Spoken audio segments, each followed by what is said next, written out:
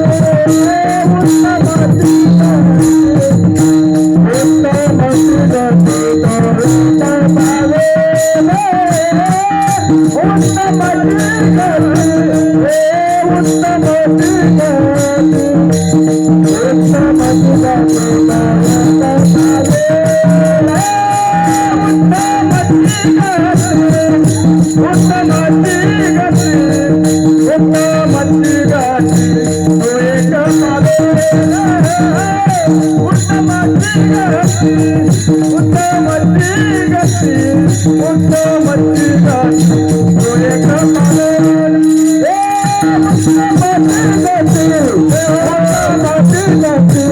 उत्तमाची गती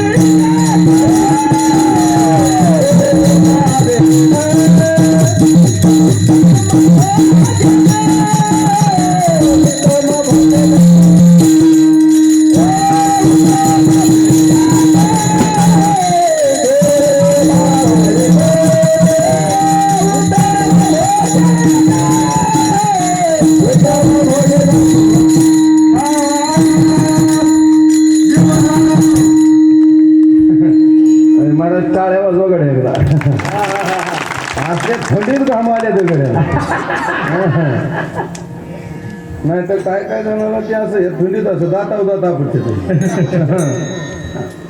महाराज खरंच परमार्थामध्ये लांब नसावं, महाराज जवळ असावं. नाही माणसं आता इथं जागा नाही म्हणून बाईक त्याला म्हणत नाही बरं का, सांभाळून घ्या. नाही तर माणसं कीर्तनातच असं चालू व्हायच्या टायमाला लांब बसत येत. नाही म्हणलं ही लोक अशी का करत येत, त्याचं उत्तर मला कळालं. थोड्या वेळातच रंगजोग बघत येत. पटलं तर पटलं, नाही तर कुणाला बी उठलं. जशी शहाणी माणसं जत्रत नोटा सुट्या करून आणतात पण महाग बसत. जर कार्यक्रम चांगला असला तर मग गाणं थोडाय पुढं.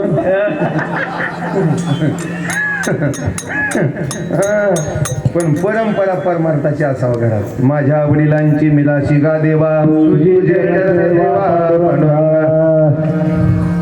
उभ्या आयुष्यात आपल्या घरामध्ये बाकीचं काही नसलं तरी चालेल, पण आपल्या घरामध्ये एक ज्ञानोबा माऊलीचा ज्ञानेश्वरी ग्रंथ आणि एक तुकोबरायाचा गाथा आपल्या घरात असावा. उभ्या आयुष्यात आपल्या घरावर संकट येत नाही. वैकुंठवासी दांडेकर मामा म्हणायचे, ज्याच्या घरी असेल ज्ञानेश्वरी गाथा त्याच्या चरणावर ठेवावा माथा, आणि ज्याच्या घरी नसेल ज्ञानेश्वरी गाथा त्याला सगळ्यांनी जाताना द्यावा 2-2 लाथा. म्हणून तात्या किंमत कमी आहे, पण मी तुम्हाला ज्ञानेश्वरी तेवढ्यासाठी दिली. एक तरी ओवी अनुभवावी. नामा म्हणे ग्रंथ श्रेष्ठ ज्ञानदेवी, एक तरी ओवी अनुभवावी. ज्ञानेश्वरीतली एकच ओवी आमच्या जीवनाचं कल्याण करू. वाचारे वाचारी वाचारे ज्ञानेश्वरी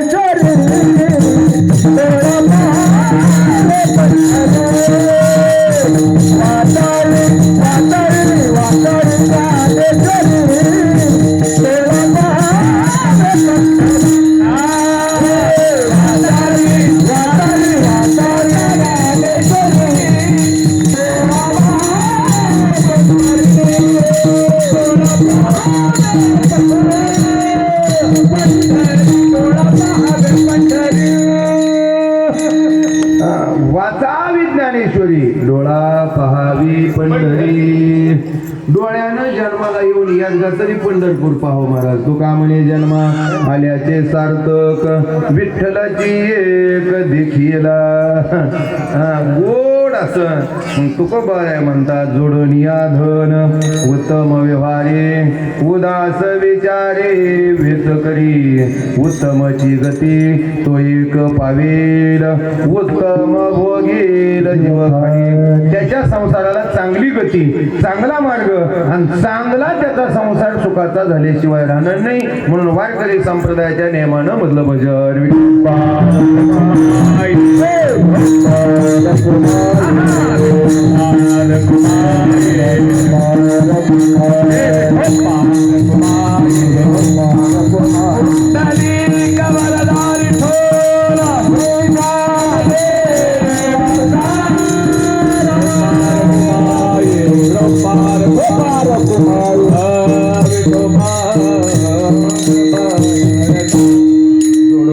धन उत्तम व्यवहारे, उदास विचारे वित करी, उत्तमची गती तो एक पावेल, उत्तम भोगेल जीवखाणी. आणि माणसाच्या जीवनामध्ये योग्य व्यवहार असावा. आज पहाटेपासून बंगल्याची वास्तुशांतीचं पूजा चालू झाली, पण पूजेला कोणाला बोलवावं लागतं? ब्राह्मणाला बोलवावं लागतं. मग असं देह हे काळाचे धनकुमारे. आपण दिवसभर 100 रुपये कमवलं, 10 रुपये खाल्लं आणि 10 रुपये खाऊन झोपलो, मग 90 कशाला कमी होलं? ऐका, ते 90 पुढच्याची भांडणं लावायला पोटाला लागतं. पण ह्या 90 मधलं जर पुन्हा 10 परमाताला लावलं तर 80 रुपये आम्हाला आशीर्वाद देऊन जातात. ध्यानात ठेवा. पण ही भक्तीचं वातावरण माणसाला ज्याला कळलं त्यालाच कळतंय. त्याला आता सांगायला गेलं का ते म्हणतो ते काय खरं असतंय काय? कळन तुला, पण तवा वेळ नसेल, वेळ निघून गेलेली असते. म्हणून मरणाआधी सावध व्हावी. कधी? मरणाआधी. म्हणून माणसाने मरणाच्या आधी सावध, मरणाआधी सावध व्हावी. कीर्ती करोनिया म्हणावे. मग कुबेराने बंगला बांधला तात्या. कुबेराच्या बंगला तर काय साधा असेल का? सगळे जगातलं धन कुणाचं आहे? देह हे काळाचे धन कुबेराचे. हे सगळा पैसाच कुणाचा आहे? कुबेराचा आहे. मग कुबेराचा बंगला बांधला, कुबेराच्या बंगल्याची वास्तुशांती. आता वास्तुशांतीला बामण कोण सांगायचा? रावण सांगितला. तुम्ही म्हणाल असं कसं काय? रावण जातवान ब्राह्मण आहे. ब्राह्मण आहे, ब्रह्म. कर्मानं राक्षस झालाय आहे का? काय माणसं जन्मानं ब्राह्मण आहे, कर्मानं राक्षस आहे. काय जन्मानं राक्षस आहे, कर्मानं ब्राह्मण आहे. कुटी लय मोठी पण आपल्याकडे वेळ कमी आहे. मी 9ला थांबणार आहे ऐका. हा ब्राह्मण बोलवला रावणानं एवढी चांगली पूजा केली, एवढी चांगली पूजा केली की न बोलवता भगवान शंकर मंदिरामध्ये हजर. घरामध्ये ज्या घराची पूजा आहे त्या भगवान शंकर म्हणले रावणा अरे नाव राव नाही पण पूजा काय केली म्हणला. काय गायत्री मंत्राव प्रभू तुझं, काय देवक्रतुंड, काय सत्यनारायणाची पूजा. मी प्रसन्न झालो आणि माग म्हणले तुला काय मागायचं ती. कोण म्हणलं? भगवान शंकर. कोणाला म्हणले? इकडे लक्ष द्या, गुळाकडे ध्यान देऊ नका. बऱ्याच वेळा कीर्तन गुळासाठी असतं. म्हणजे टाळकायला म्हणत नाही बरं का, बसलेली सगळी गुळाकडे बघत ऐका. आणि पूजा झाली. भगवान शंकर म्हणले मा कुणाला? रावणाला. ब्राह्मणाला सांगितलं मी प्रसन्न नाही, तू ब्राह्मण म्हणून माझ्याकडे का काही द्यायला तयार आहे. रावण म्हणला काहीच नको, त्या कुबेराचा बंगला तेवढा मला देऊन टाक. असा ब्राह्मण आपल्या भागात असल्यावर बोलवायचा. एवढा कष्टानं बरबाद त्याला देऊन टाकायचं. काय सांगितलं कोणी? पण ऐका, कुबेराचा बंगला घेतला. कुणी घेतला?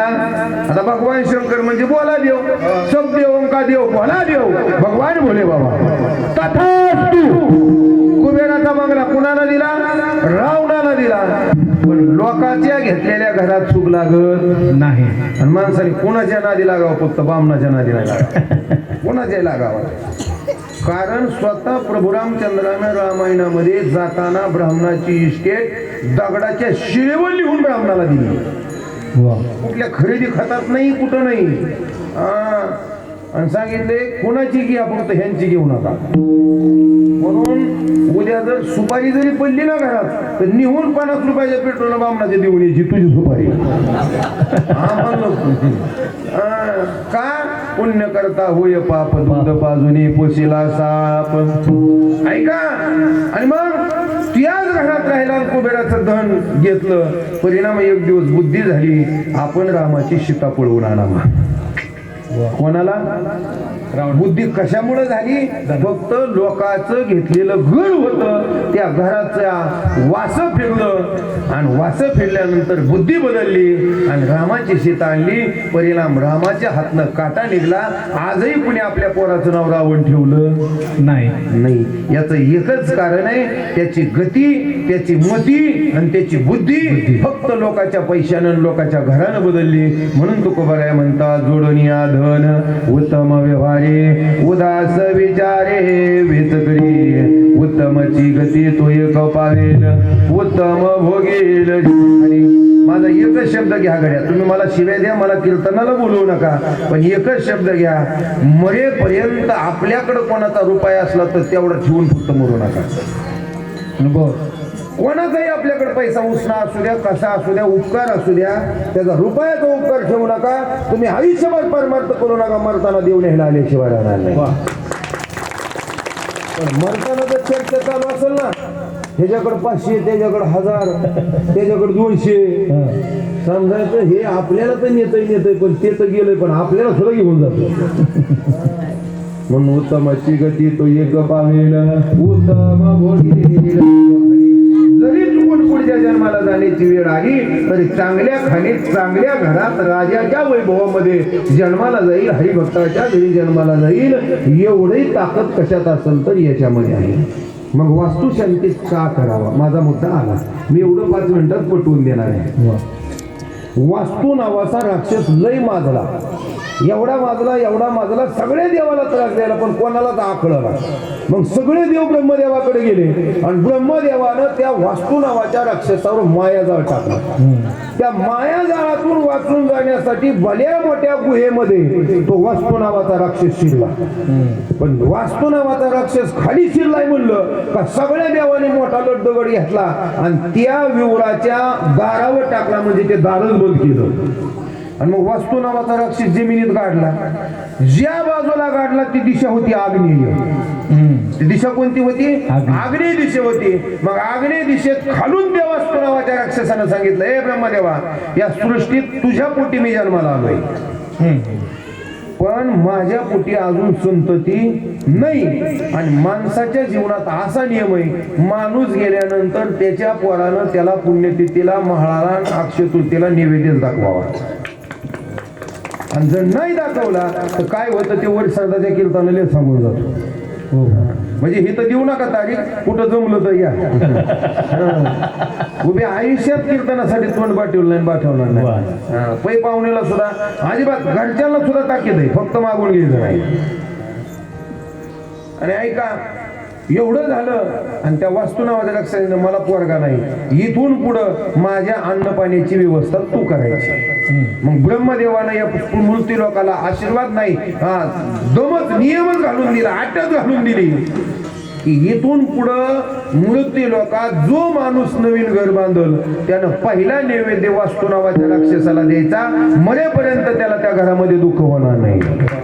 म्हणून वास्तुशांती आणावाला करावं लागते, ब्राह्मणाला आणावं लागतं, वास्तू नावाचा राक्षस पुरावा लागतो, त्याला नैवेद्य दाखवावा लागतो आणि मग शांती करायला होम हवन करावा लागतो.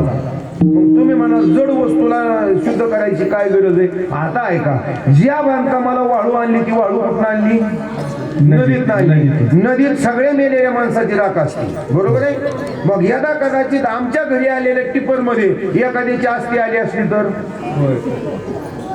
विटा तयार करणाऱ्या माणसाच्या ज्या रानात माती आणली तिथं कुत्र्यानं विष्ठा केली असेल, माणसानं विष्ठा केली असेल, अनेक प्रकारचं पाप घडलं असेल, त्या मातीपासून वीट तयार झाली. वाळूमध्ये ती असणाऱ्या गोष्टी आल्या. जिथं घराचा बांधकामाचा पाया खाल्ला ते खांदत असताना धापा जीव त्याच्यामध्ये मेला असते. राजस्थानला जाऊन फरशी आणली, फरशी कोणत्या दगडाची, कसली, काय कोणाला माहित नाही. बरं आता एक आपल्या बांधकामाला मिस्त्री चांगला भेटला म्हणून काय करायचं? बऱ्याच वेळा मिस्त्री पियेल असते आणि हाताखालचे गवडी इकडं तिकडं चुकत नाही, मग 2 इटाच्या फटीतच चुकत येत. आता ते काय खाऊन थुकत येत हे मला माहित नाही. ऐका, मग या सगळ्या गोष्टीनं आम्हाला ज्या घरात राहायचं ते घर अपवित्र होतं आणि मग आम्हाला ते घर बांधल्यानंतर तिथं सुख लागावा म्हणून ज्या टायमाला गृहप्रवेश करायचा आहे तेव्हा ब्राह्मण काकाकडनं त्याचा शांती करून घ्यायची, मग घरात पाऊल टाकायचं. पण उभ्या आयुष्यात तिथली शांती पुन्हा बिघडली नाही पाहिजे. ऐका, मग तुम्ही म्हणाल घराच्या शांतीला ब्राह्मण काकाची पूजा, मग घरात राहणाऱ्या माणसाला शांत करण्यासाठी कीर्तनाची पूजा. विठ्ठल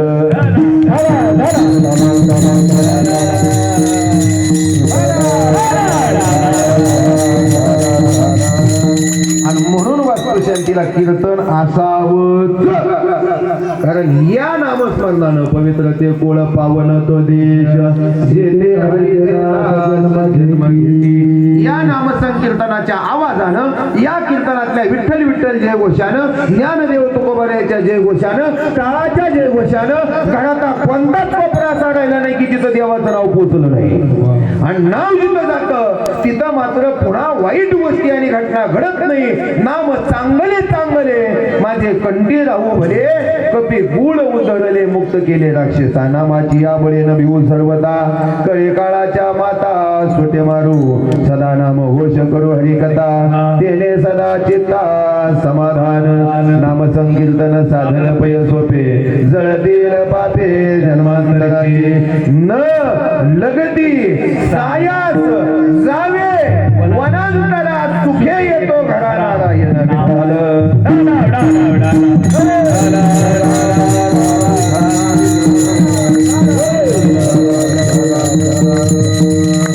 म्हणून तुकोबाराया म्हणतात आम्हाला वास्तू शांती करणं अगत्याचं आहे, गरजेचं आहे, परम असणारं त्याचं प्रयोजन आहे. आणि म्हणून या असणाऱ्या अरिगुडे परिवारानं आपल्या या नवीन वास्तूला अथांग कष्ट केलं, अथांग असणारा काळ्या मातीमध्ये घाम गाळला, कष्टाचा पैसा कमवला आणि त्याच कष्टाच्या पैशामधून दोघा भावाभावांना एकमेकांच्या खांद्याला खांदा लावून उत्तम व्यवहाराचा पैसा कमवून हे घर बांधलं. आणि त्याच घराची वास्तुशांती आज आपल्या तुमच्या सर्वांच्या कीर्तनानं संपन्न झाली. तर या घराबद्दल फक्त 2 शब्द बोलून जातो. घरात देवघर असावं का देवघरात घर असावं? बरेच लोक मग छाती काढून म्हणतात आमच्या घरात मोठं देवघर आहे, येड्या तूच देवाच्या घरात राहतोय. त्या घरात किती दिवस ठेवायचे ज्याला माहितीये त्याचं नाव देव आहे, त्याचं नाव देव आहे. बरेच लोक म्हणतात मी देवाला पाणी घातलं. पाणी निर्माण करणारा देव आहे, तुला चालवणार बनवणार तोच आहे, पाणी घालणारा तू नाही, देवच आहे. नाताच्या घरी चंदन देवाला लावायचं आणि उघडायला सुद्धा देवच आहे. तसं निमित्ताचा धनी केला असे प्राणी माझे माझे म्हणून निमित्त गेला. ज्या घरात सुख लागायचे त्या घरात दिवस मावळताना हरिपाठ असावा आणि पहाट काकडा असावा. दारापुढं तुळस असावा आणि दाराच्या कोणत्याही बाजूला साधी गाय बांधलेली असावा. आणि त्या माणसांच्या घरात उभे आयुष्यात दुःख होत नाही. मला तुळस नुसत्या दर्शनानं पाप घालवते, स्पर्शानं पवित्र करते, गळ्यात घातले तर मरताना शरीराचं पाप जाळून टाकते. आणि तीच तुळस जर नुसती हुंगली नाकानं तर अंतकरणातल्या काम क्रोधादी विकाराला मारून जाते. एवढी ताकद तुळशीची आहे. म्हणून दारात तुळस असावा आणि जुन्या घरात असायचं तुळशीच्या कोणत्या तरी एका बाजूला नहाणी असायची. जुना शब्द आहे बरं, आणि मी तो आवर्जून घेतलाय कळावा म्हणून. आताचं बाथरूम कळत नाही. आणि त्याचं एकच कारण होतं, आंघोळ केलेला माणूस तुळशीपासून घरात जायचा. याचं एकच कारण होतं, त्याला पाणी घालाय वेळ जरी नाही भेटला तरी जाता जाता अंगावचा एखादा टिपका तुळशी उपडून आणि तुळशी आशीर्वाद देऊन जाईल. हे मी नाही बोलत. माणसानं द्राक्षाच्या बागाला दूध घालावं का तुळशीला पाणी घालावं? तुळशीला पाणी. हा, नानोबा नाही ती उभी आहे. हा, पुराव्याशिवाय आपण बोलत नाही का. द्राक्षी तुळशीची या झाडा दुरोणी घापे शिंतोडा. द्राक्षीची या तरी झाडा दुधाची लावी. पण लोक ज्ञानोबा नाही म्हणतात लांबून पाणी हाना असं तुळशीला तरी तुम्हाला पुण्य. पण तुम्ही तुळशीला पाणी घालत नाही. एकदा तुळस लावली का उपटून दुसरीच लावता त्याच्यावर. घरातल्या बाईनं तुळशीला पाणी घातल्याशिवाय चूल पेटवायची नाही, अजिबात नाही पेटवायची. हा, तुळशीला पाणी घातल्याशिवाय आणि केलेला स्वयंपाक गाईला चालल्याशिवाय खायचा नाही. एवढ्या दोन गोष्टी करा. कुठल्या कीर्तनाला जायची गरज नाही, पंढरपूरला जायची नाही, कुठं जायची गरज नाही. तुम्हाला घरी परमात्मा चालत आल्याशिवाय नाही. मी फक्त घराची आचारसंहिता 2च मिनिटांमध्ये सांगतो. झालंय माझं कीर्तन ऐका. आणि घरामध्ये पवित्र गाईचं शेण पडणं म्हणजे आमच्या दारात पार्वतीचं वास्तव्य असतं. गाईचं गोमूत्र म्हणजे सगळ्या रोगाच्या आजारावर आहे. आणि गाईच्या नोकातनं पडणारा जो श्वास आहे ना, हा श्वास पृथ्वीचा समतोल राखतो. ओझोन नावाचा वायू तिच्या नाकातनं येतो आणि पृथ्वी ज्या वेळेस समतोल होते तेव्हा वेळच्या वेळेला पाऊस, वेळच्या वेळेला उन्हाळा आणि वेळच्या वेळेला हिवाळा येतो. आज ऋतू बदलले याचं एकच कारण आहे, साधी जनावरं कमी झाली, ट्रॅक्टरची संख्या वाढली. विठ्ठल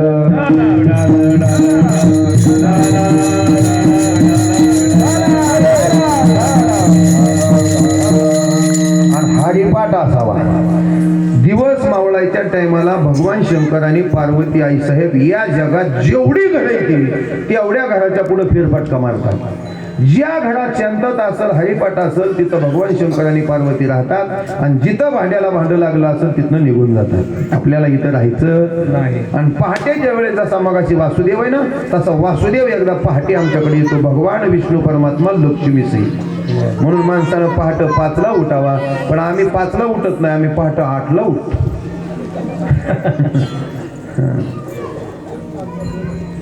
सांगू, आमच्या शरीरामध्ये देवानं फिल्टर बसवलाय. आणि हा फिल्टर आम्ही 2 वाजल्यापासून 4 वाजेपर्यंत जर गाढ झोपेत असेल ना, तर हा फिल्टर आमच्या शरीरातलं नकापासून केसापर्यंत सगळं रक्त शुद्ध करतो. म्हणून आता 7 ते 9ची कीर्तन कीर्तनकाराला परवडते. रातभर जागलं का कीर्तनकाराचं घालीन रोटावर मोकळं पटाकलं. त्याला बीपी झाला, शुगर झाला, त्याला कुणी उठवा येत नाही गुन्हा. म्हणून आपण ठरवलंय 7 ते 9 असलं तरच करायचं. बरोबर आहे. नाही तर तुझं कीर्तन या 2 वाजेपर्यंत पासून 4 वाजेपर्यंत शरीर फिल्टर करतो. म्हणून 4 वाजता ऋषी उठतात. मरेपर्यंत त्यांना रोग होत नाही. याचं एकच कारण आहे, फिल्टर झालेलं रक्त शुद्ध आहे तोपर्यंत माणसानं उठावा. पण आम्हाला 4च्या पुढे साखर झोप लागतील, मग साखर 400च्या वर जाते. 4 वाजेपर्यंत फिल्टर केलेलं रक्त 4च्या पुढे अशुद्ध व्हायला चालू होत आबा. आणि मग रक्तात बीपी, शुगर, हार्मोन सगळं वाढत वाढत जातं आणि मग त्या माणसाला आजारानं ग्रासलं जातं. आजही इंदोरीकर महाराज म्हणतात ते खोटं नाही. एकच अभंग म्हणतो 2 किलो गोळाला घोडाला होतो. काय तुला 10-5 म्हणायचे नाही म्हण, पण 10च्या आत म्हण. जागणं नाही, 10 ते 5 झोपलंच पाहिजे. आणि म्हणून पहाटे 4ला उठावा, 5ला उठावा, काकडा करावा. पण आम्ही काकड्याला वाकडा असतो. कळतंय ना? ती सरळ होती पाटील 9:30 पावणे 10ला. कारण गाडी मुंबईला गेलेली असते. विठ्ठल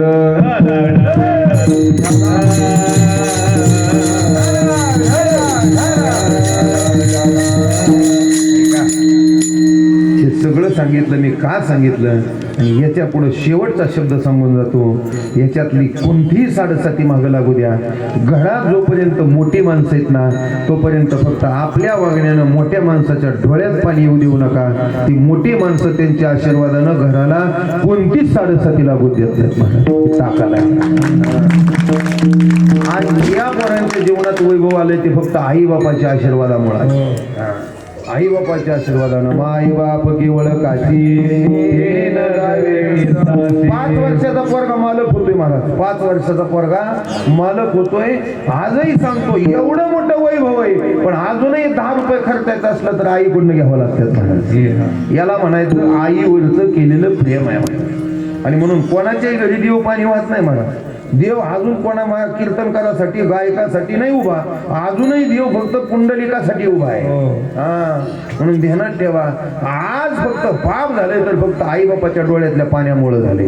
किती जहागीरदार असू द्या, किती मोठा असू द्या, त्यानं फक्त आई बापाला नाही समोर द्या.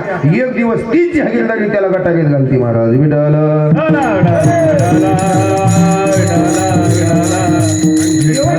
ऐकून जावा. आमच्या दारात आलेला माणूस कधीच रिकाम्या हाताने माघारी गेला नाही पाहिजे. त्याला म्हणायचं नाही चांगलं शरीराने एवढा धडधाकट कमव पैसे खा तिकडं. तुम्ही काहीच देऊ नका, पण त्याला ग्लासभर पाणी पिवायला द्या आणि जा म्हणा. कारण घरात आलेला माणूस जर तसाच गेला तर जाताना पाप ठेवतो, आपलं पुण्य घेऊन जातो. आणि घरात आलेला माणूस पाणी पिऊन गेला तर त्याने तोंडानं काही म्हणू द्या, त्याच्या आत्म्यानं दिलेली ढेकर आमच्या घराला आशीर्वाद देऊन जाते. म्हणून तुकोबाराया म्हणतात हृदया गाई पशुचे पालन कानेल्या जीवन वना माझी पर उपकार नेने पर निंदा परश्रिया सदा बहिणी माया. घरात कोणाची निंदा नसावं, घरामध्ये परोपकार असावा. आणि असं वागत असताना परावी अनाडी रुक्माई समान. आणि याच्या पुढचा खंडक सांगितला तुकोबारायानं, शांती रूपी नोहे कोणाचा वाईट वाढवे महत्व वडिलांचे. अरे उभ्या आयुष्यात त्या पोरानं कोणाला शिवी दिलाय, कोणाचं बांधलं नाही, कोणाचं पोरग आमक्याचं पोरग आहे. वाढवे महत्व वडिलांचे. आणि एवढं सगळं कमवल्यानंतर सुद्धा एकच ध्यानात ठेवा, हे घर मृत्यू लोकातलं झालंय, पण ह्या घरात तोपर्यंतच राहायचंय जोपर्यंत देव आमच्यासाठी वैकुंठात घर करत नाही. आणि मग जाताना याच्यातलं माझं काहीच नाही हा भाव ज्या दिवशी अंतःकरणात होईल. तुका म्हणे हेची आश्रमाचे, तुका म्हणे हेची आश्रमाचे फळ, तुका म्हणे हेची आश्रमाचे फळ, तुका म्हणे हेची आश्रमाची फळ, तुका म्हणे हेची आश्रमाची फळ, तुका म्हणे हेची आश्रमाचे फळ.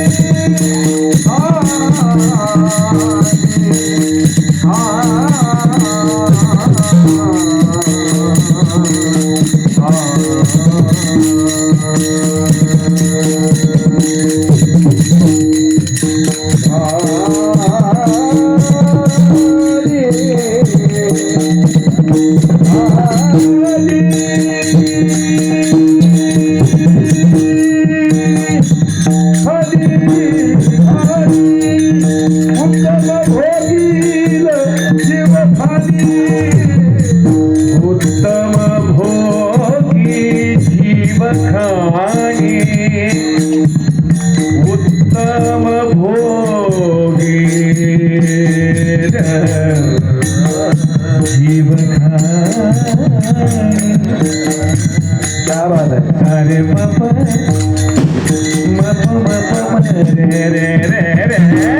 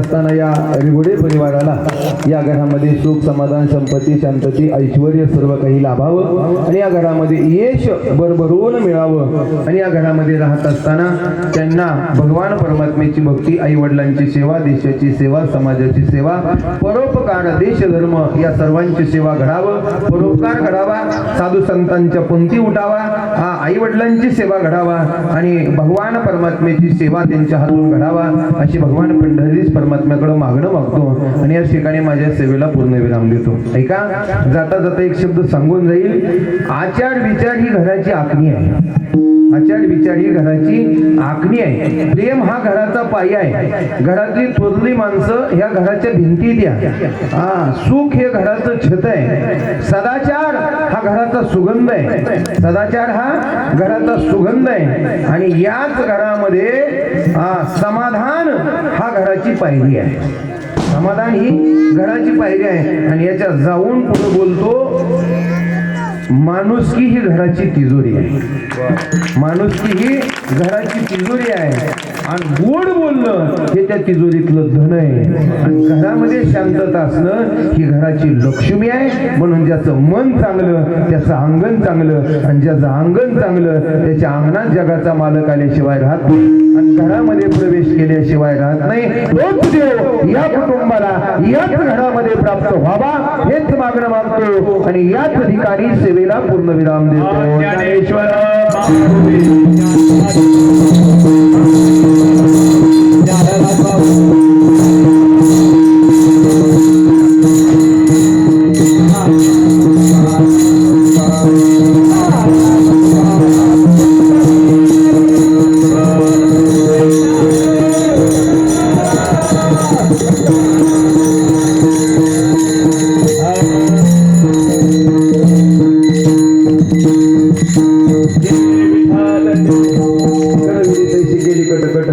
एकदा सर्वांच्या पायावर नतमस्तक होतो.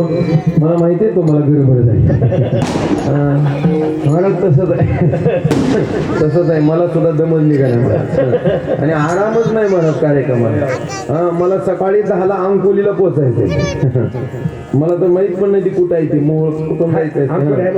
आणि म्हणून झालेली सेवा आपल्या सर्वांच्या पायावर नतमस्तक होतो करतो. आणि पुनश्च एकदा गायनाचार्य सर्वच असणारे पेटी मास्तर, मृदुंगाचार्य, संस्थेतली मुलं, आमचे कोळी महाराज, अगदी सर्वांच्याच पायावर पुनश्च एकदा तात्या असतील, रतनदादा असतील, आमचा संभाजी आबा असेल, सगळ्या सर्वांच्याच असणाऱ्या पायावर नतमस्तक होतो. माझ्याकडून जर बोलता बोलता एखादा शब्द चुकून गेला असेल माझ्या बुद्धीचा दोष आहे. आणि जे बरोबर आहे ते साधू संतांचं, मायबापाचं, श्रीगुरूंचं आणि तुमच्या सर्वांच्या प्रेमाचं पोचणं आहे. म्हणून करविली तैशी केली कटकट वाकुडी का नीट देव जाणे, पायाच्या प्रसादे काही बोलिलो विनोदे, मज क्षमा करणे संती नोहे अंगभूत युक्ती. विठ्ठल जय विठ्ठल जय विठ्ठल जय विठ्ठल जय विठ्ठल जय